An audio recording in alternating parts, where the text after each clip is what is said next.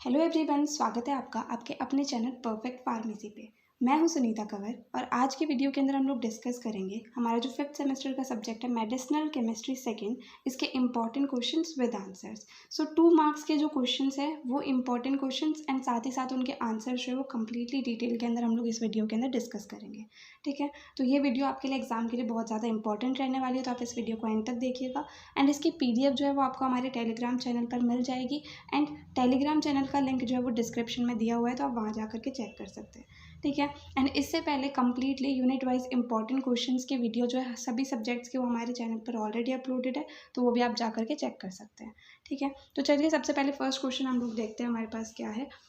Give the names and structures of any 2 second generation H1 antagonist drugs. तो कोई भी 2 second generation H1 antagonist drugs जो है उनके यहाँ पर हमें नाम बताने हैं एंड उनके स्ट्रक्चर्स बताने हैं। सो H1 एंटागोनिस्ट ड्रग जो होती है उसके अंदर first generation, second generation and mast cell stabilizers की 3 क्लास हमारे पास आती है। उसमें से जो सेकेंड जनरेशन वाली ड्रग्स है उन्हीं किन्हीं 2 ड्रग्स के नाम एंड स्ट्रक्चर जो है वो हमें यहाँ पर बताने हैं।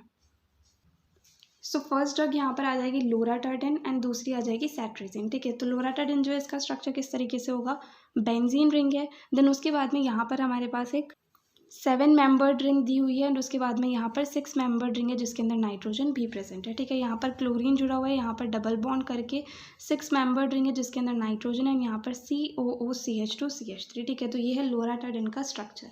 सेकेंड ड्रग आती है सेट्रिजिन। इसका स्ट्रक्चर किस तरीके से होगा, CH है जिससे 2 बेंजीन रिंग जुड़ी हुई है, यहाँ पर क्लोरीन है। ठीक है, इससे यहाँ पर 6 मेंबर्ड रिंग जुड़ी हुई है जिसमें 2 जो है नाइट्रोजन प्रेजेंट है। देन यहाँ पर CH2CH2OCH2COOH। ठीक है, now next question is define gastric proton pump inhibitors. तो गैस्ट्रिक प्रोटोन पंप इनहिबिटर्स क्या होते हैं, उसकी डेफिनेशन जो है वो हमें यहाँ पर लिखनी है।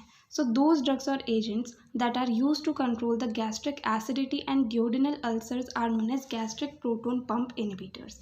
The gastric acid secretion is regulated by hydrogen potassium ATPase pump present in parietal cell membranes. These agents selectively inhibit the functioning of this pump by getting accumulated in the parietal cell membrane. So gastric proton pump inhibitors जो हैं ये ऐसे drugs या agents होते हैं जो क्या करते हैं, गैस्ट्रिक एसिडिटी को कंट्रोल करते हैं एंड जो ड्यूडिनम के अंदर मतलब स्मॉल इंटेस्टाइन के अंदर अल्सर्स वगैरह हो जाते हैं उन चीज़ों को ठीक करते हैं। अब जो गैस्ट्रिक एसिड का सिक्रेशन होता है वो एक पंप के द्वारा रेगुलेट होता है जिसे हाइड्रोजन पोटेशियम एटीपेज पंप कहा जाता है, जो कि पैराइटल सेल मेम्ब्रेन्स में प्रेजेंट होता है।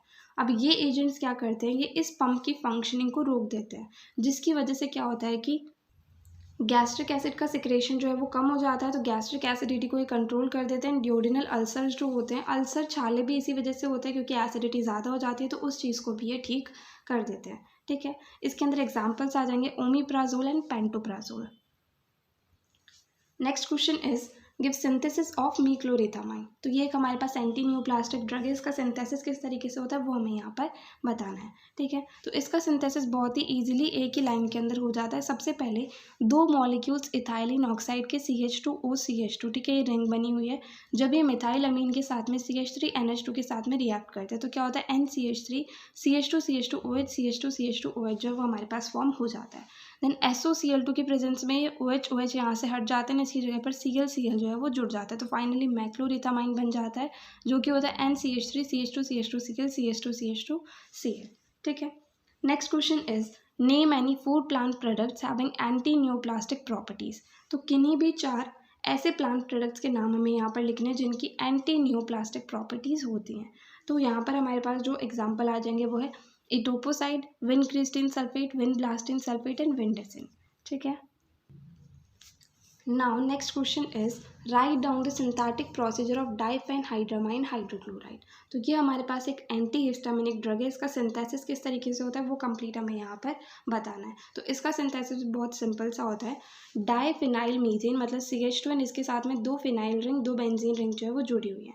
जब इसके ऊपर Br2 एक्ट करता है लाइट की प्रेजेंस में, तो यहाँ से एक हाइड्रोजन हट करके यहाँ पर ब्रोमीन जुड़ जाता है, डाइफिनाइल ब्रोमोमीथेन का फॉर्मेशन हो जाता है। अब जब इसके साथ में बीटा डाइमिथाइल अमीनो इथेनॉल मतलब OHCH CH2 and CH3 react करता है तो HCl की प्रेजेंस में हमारे पास डाइफेनहाइड्रामाइन हाइड्रोक्लोराइड जो है फाइनली फॉर्म हो जाता है। इसमें क्या होता है, ये Br यहाँ से हट करके OCH2 and CH3 जो है वो यहाँ पर आकर के जुड़ जाता है। ठीक है, तो इस तरीके से जो डाइफेनहाइड्रामाइन हाइड्रोक्लोराइड का सिंथेसिस होता है। सो अभी हमने 5 क्वेश्चंस जो है फर्स्ट यूनिट से डिस्कस करें। नेक्स्ट 5 क्वेश्चंस जो है वो हम सेकंड यूनिट के डिस्कस करेंगे। सो इसके अंदर 6 question is define vasodilators with examples. तो वैसोडाइलेटर्स क्या होते हैं, सबसे पहले उसकी डेफिनेशन लिखनी है, देन उसके एग्जांपल्स जो है वो हमें यहाँ पर लिखना है। So answer is vasodilators are those drugs that dilate the blood vessels. They affect the muscles in the walls of arteries and veins, preventing the muscles from tightening and the walls from narrowing. As a result, blood flows more easily through the vessels. They are used to treat various cardiovascular diseases like to treat angina, reduce BP, etc. So vasodilators जो हैं simply ऐसी drugs होती हैं जो क्या करते हैं, blood vessels को डायलेट करते हैं। जो आर्टरीज एंड वेन्स की वॉल्स होती है उसकी मसल्स को टाइट नहीं होने देते हैं, नैरो नहीं होने देते, उन्हें डायलेट करते हैं, उन्हें वाइडली ओपन करते हैं। ठीक है, इसकी वजह से क्या होता है, ब्लड जो है वो इजीली इन वेसल्स के थ्रू फ्लो कर लेता है। तो इसलिए वैसोडाइलेटर्स को जनरली हार्ट से रिलेटेड जो भी डिजीज़ होती है उन्हें ठीक करने के लिए यूज़ करा जाता है, जैसे कि एंजाइना को ठीक करने के लिए, ब्लड प्रेशर को कम करने के लिए, इन सारी चीज़ों के लिए जो है वैसोडाइलेटर्स को यूज़ किया जाता है। इसके अंदर जो एग्जाम्पल आते हैं वो है nitroglycerin, isosorbide dinitrate. Next question is give 2 examples of loop diuretics. तो लूप डायूरेटिक्स जो हैं, जो डायूरेटिक्स के अंदर एक क्लास आती है, इसके 2 एग्जाम्पल्स जो है वो हमें यहाँ पर लिखने हैं। सो इसके 2 एग्जाम्पल्स आ जाएंगे furosemide and bumetanide. Now next question is define diuretics and give examples. So सबसे पहले डायूरेटिक्स होते क्या, उसके डेफिनेशन हमें यहाँ पर लिखनी है, देन उसके एग्जाम्पल्स जो है वो हमें यहाँ पर बताने हैं। So diuretics are those drugs that increase urine formation and urine excretion. They also remove the excess water, salts, poison from the body. So diuretics जो है ऐसे ड्रग्स या फिर एजेंट्स होते हैं जो यूरिन फॉर्मेशन को बढ़ाते हैं, तो साथ ही साथ यूरिन के एक्सक्रीशन को भी बढ़ाते हैं। ये क्या करते हैं, एक्सेस वाटर या फिर सॉल्ट्स, मतलब वाटर हो गए, सॉल्ट हो गए, या किसी भी तरह का पॉइजन हमारी बॉडी के अंदर ज़्यादा अमाउंट में हो गया तो उसे रिमूव करने में भी ये मदद करते हैं। ठीक है, डायूरेटिक्स के एग्जांपल क्या आ जाएंगे, एसिटाजोलामाइड, फ्यूरोसमाइड, क्लोरथायाजाइड, ये सारे जो हैं ये डायूरेटिक्स के एग्जांपल हो जाएंगे। Next question is give synthesis of isosorbide dinitrate. तो आइसोसोर्बाइड डाइनाइट्राइड जो है इसका सिंथेसिस किस तरीके से होता है वो हमें यहाँ पर बताना है। तो ये जो है ये हमारे पास एंटी एंजाइनल ड्रग के अंदर वैसोडाइलेटर्स जो है उसके अंदर आती है। तो इसका सिंथेसिस किस तरीके से होगा, जब डी ग्लूकोज जो है इसका रिडक्शन करा जाता है तो उससे डी सॉर्बिटल का फॉर्मेशन होता है, एंड जब इसके ऊपर H2SO4 एक्ट करता है तो उससे आइसोसोर्बाइड जो है वो बन जाता है। देन जब इसका नाइट्रेशन होता है तो फाइनली हमें आइसोसोर्बाइड डाइनाइट्राइड जो है वो मिल जाता है। ठीक है, डी ग्लूकोज जो है वो किस तरीके से होगा, CHO, CHOH, COH, CHOH, CHOH and CH2OH। जब इसका रिडक्शन करेंगे H2 या प्लैटिनम की प्रेजेंस में तो उससे डी सॉर्बिटल बनेगा, CH2OH, CHOH, COH, CHOH, CHOH and CH2OH। ठीक है, तो रिडक्शन करने से CHO से CH2OH के अंदर ये कन्वर्ट हो गया। उसके बाद में जब H2SO4 की प्रेजेंस में हम इसको रिएक्ट कराएंगे तो उससे आइसोसोर्बाइड जो है वो यहाँ पर बन जाएगा। तो 2 रिंग्स 5 मेंबर्ड यहाँ पर बन जाएगी जिसके अंदर ऑक्सीजन प्रेजेंट है, HOH, तो ये बन गया आइसोसोर्बाइड। जब इसका नाइट्रेशन करेंगे तो ये OH रिप्लेस होकर के ONO2 जो है वो यहाँ पर जुड़ जाएंगे, तो ये बन जाएगा isosorbide dinitrate. Next question is define anti hypertensive drugs, give examples. तो सबसे पहले तो हमें ये बताना है कि एंटी हाइपरटेंसिव ड्रग्स जो है वो होती क्या है, उसकी डेफिनेशन हमें यहाँ पर लिखनी है, देन उसके अंदर एग्जांपल्स क्या क्या आते हैं वो हमें यहाँ पर बताना है। सो दोज ड्रग्स और agents that are used to treat hypertension are known as anti hypertensive drugs. These drugs reduce the high blood pressure. तो ऐसे ड्रग्स या एजेंट्स जो कि हाइपरटेंशन को ठीक करने में यूज़ होते हैं उन्हें एंटी हाइपरटेंसिव ड्रग्स कहा जाता है। ये क्या करते हैं, जो बहुत ज़्यादा ब्लड प्रेशर बढ़ जाता है उसे कम करने में मदद करते हैं, मतलब ब्लड प्रेशर को रेगुलेट करने में मदद करते हैं। नाउ इसके एग्जांपल आते हैं enalapril, methyl dopate hydrochloride and hydralazine hydrochloride. Now next हम लोग 5 क्वेश्चन जो है वो यूनिट 3 के डिस्कस करेंगे। तो इसके अंदर first question is analyse the drugs used in congestive heart failure. तो कंजेस्टिव हार्ट फेलियर के अंदर जो ड्रग्स यूज़ होती है उनके नाम जो है वो हमें यहाँ पर लिखने हैं। तो इसका आंसर क्या होगा, बोसेंटन, टीजोसेंटन, डिजॉक्सिन, डिजिटॉक्सिन एंड नेजेरिटाइड। ठीक है, ये सारी ड्रग्स जो हैं वो कंजेस्टिव हार्ट फेलियर को ठीक करने में यूज़ होती हैं। Next question is what is meant by anti hyperlipidemic agents, give some examples. तो एंटी हाइपरलिपिडेमिक एजेंट से हम लोग क्या समझते हैं, मतलब एंटी हाइपरलिपिडेमिक एजेंट्स की हमें डेफिनेशन लिखनी है और उसके कुछ एग्जांपल्स जो है वो हमें यहाँ पर बताना है। सो इसका आंसर क्या होगा, those drugs or agents that are used to lower the level of lipids and lipoproteins in blood, either by reducing production of lipoprotein or by increasing their removal from blood. Main aim of this drug is to reduce the plasma cholesterol levels. So ऐसे drugs या फिर agents जिन्हें use करा जाता है lipids and lipoproteins के level को कम करने के लिए ब्लड के अंदर, उन्हें जो है एंटी हाइपरलिपिडेमिक एजेंट कहा जाता है। ये लेवल को कम करते कैसे, या तो ये लाइपोप्रोटीन के प्रोडक्शन को कम कर देते हैं या फिर इनका जो रिमूवल होता है ब्लड में से उस चीज़ को बढ़ा देते हैं। तो इन दोनों ही तरीक़ों से क्या होता है कि लिपिड एंड लाइपोप्रोटीन का लेवल जो है ब्लड के अंदर वो कम हो जाता है। अब ये जो ड्रग्स होती हैं इनका सबसे मेन काम होता है कि प्लाज्मा के अंदर कोलेस्ट्रॉल लेवल को जो है ये कम कर सके, ठीक है। जो एग्जाम्पल आते हैं इन ड्रग्स के वो है लोवास्टैटिन, एटोवास्टैटिन, कॉलिस्टायरामाइन, क्लोफाइब्रेट, ठीक है। Now next question is define anticoagulants. तो एंटीकोएगुलेंट्स क्या होते हैं उसकी डेफिनेशन जो है वो हमें यहाँ पर लिखनी है। So those drugs that prevent thrombus formation and also the extension of existing thrombus are known as anticoagulants. तो एंटीकोएगुलेंट्स क्या होते हैं, ये ऐसे ड्रग्स या एजेंट्स होते हैं जो ब्लड वेसल्स जो हैं उनके अंदर थ्रोम्बस का फॉर्मेशन नहीं होने देते, मतलब क्लॉट का फॉर्मेशन नहीं होने देते। एंड साथ ही साथ जो पहले से उसके अंदर क्लॉट या फिर थ्रोम्बस प्रेजेंट है ब्लड वेसल्स के अंदर उसे बढ़ने नहीं देते हैं, ठीक है। तो इन कामों के लिए जो एंटीकोएगुलेंट्स को यूज़ करा जाता है।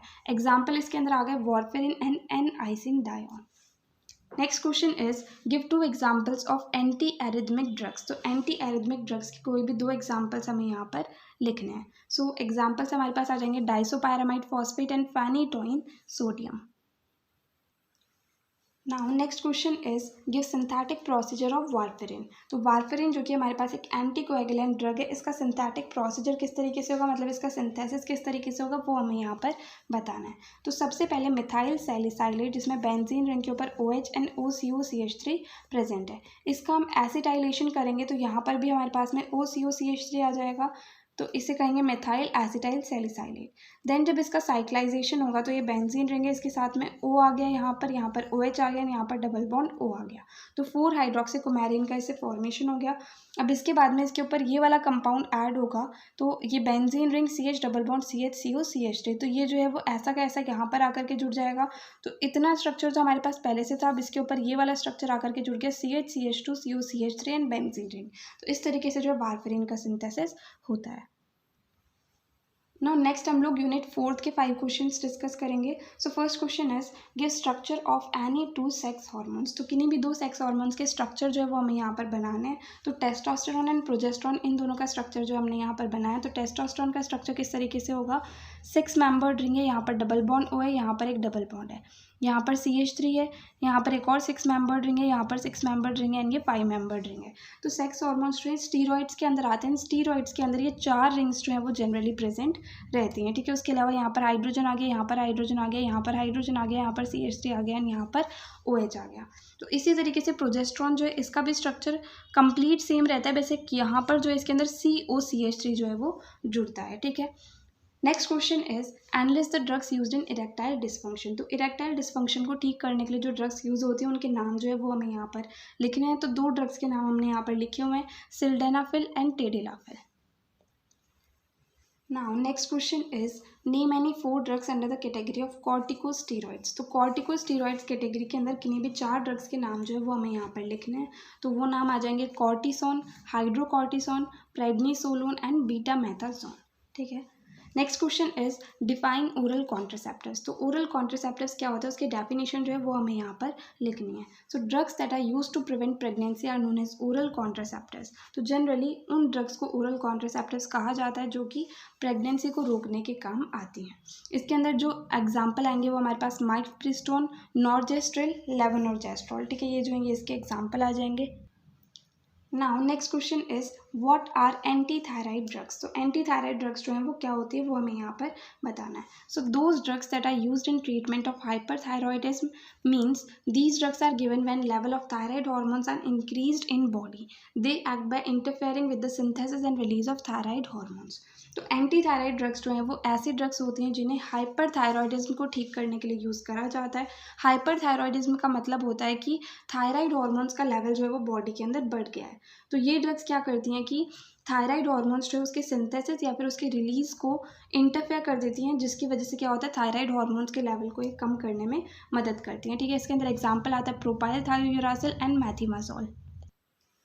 नाउ लास्ट हम लोग 5th यूनिट जो है उसके 5 क्वेश्चंस डिस्कस करेंगे। सो इसके अंदर first question is metformin and phenformin are the example of which category of drugs. तो ये जो दो ड्रग्स हमारे पास लिखी हुई हैं मेटफॉर्मिन एंड फैनफॉर्मिन, ये कौन सी कैटेगरी ऑफ ड्रग्स के एग्जाम्पल होते हैं। ठीक है, सो ये जो हैं वो बिलोंग करते हैं बायोग्वेनाइड्स कैटेगरी एंटी डायबिटिक एजेंट्स की। ठीक है, तो एंटी डायबिटिक एजेंट्स जो है इसके अंदर ओरल हाइपोग्लाइसेमिक एजेंट्स या फिर ओरल एंटी डायबिटिक एजेंट्स आते हैं। उसके अंदर भी बायोग्वेनाइड्स कैटेगरी जो है आती है, इसके अंदर जो है ये दोनों ड्रग्स आती हैं।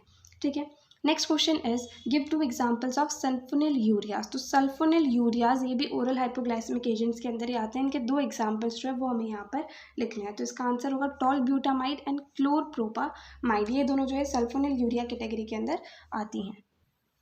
Now next question is give synthesis of procaine. तो प्रोकेन जो कि एक लोकल एनेस्थेटिक ड्रग है, इसका सिंथेसिस किस तरीके से होता है वो हमें यहाँ पर बताना है।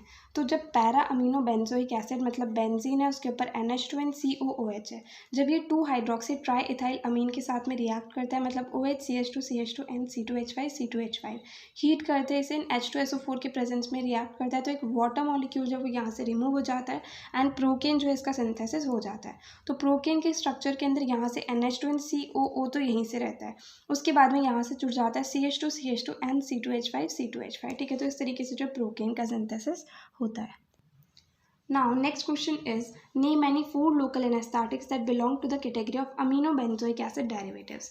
तो यहाँ पर हमें किन्हीं भी 4 लोकल एनेस्थेटिक्स के नाम लिखने हैं जो कि amino benzoic acid derivative category से बिलोंग करते हैं। ठीक है, तो इसके अंदर एग्जांपल जो हमारे पास आ जाएंगे वो है benzocaine, butamben, procaine and butacaine. ठीक है, तो ये इसके एग्जांपल आ जाएंगे।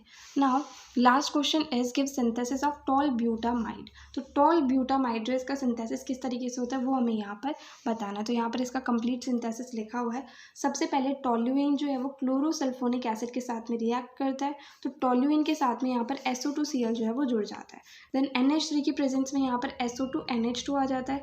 देन ClCOOC2H5 की प्रेजेंस में एक HCl मॉलिक्यूल यहाँ से रिमूव हो जाता है, यहाँ पर NH के बाद में COOC2H5 जो है वो जुड़ जाता है। ठीक है, देन C4H9NH2 की प्रेजेंस में यहाँ से C2H5OH रिमूव हो जाता है एंड जो ये C4H9 है एंड NH है ये यहाँ पर आकर के जुड़ जाता है। इस तरीके से जो टॉल ब्यूटामाइड का सिंथेसिस हो जाता है। ठीक है, तो यहाँ पर हमने 5 यूनिट के जो है 2 मार्क्स के जो इंपॉर्टेंट क्वेश्चंस हमारे पास रहते हैं वो डिस्कस कर लिए हैं। इसकी PDF जो है वो आपको टेलीग्राम चैनल पर मिल जाएगी, तो आप वहाँ जा करके चेक कर सकते हैं। एंड अगर आपको इस वीडियो के अंदर कहीं भी कोई भी डाउट आए तो आप कमेंट सेक्शन में पूछ सकते हैं। एंड अगर आपको ये वीडियो हेल्पफुल लगी तो प्लीज़ आप इस वीडियो को लाइक करना, अपने फ्रेंड्स के साथ भी शेयर करना और चैनल को सब्सक्राइब करना। थैंक यू सो मच इस वीडियो को एंड तक देखने के लिए एंड चैनल को सपोर्ट करने के लिए।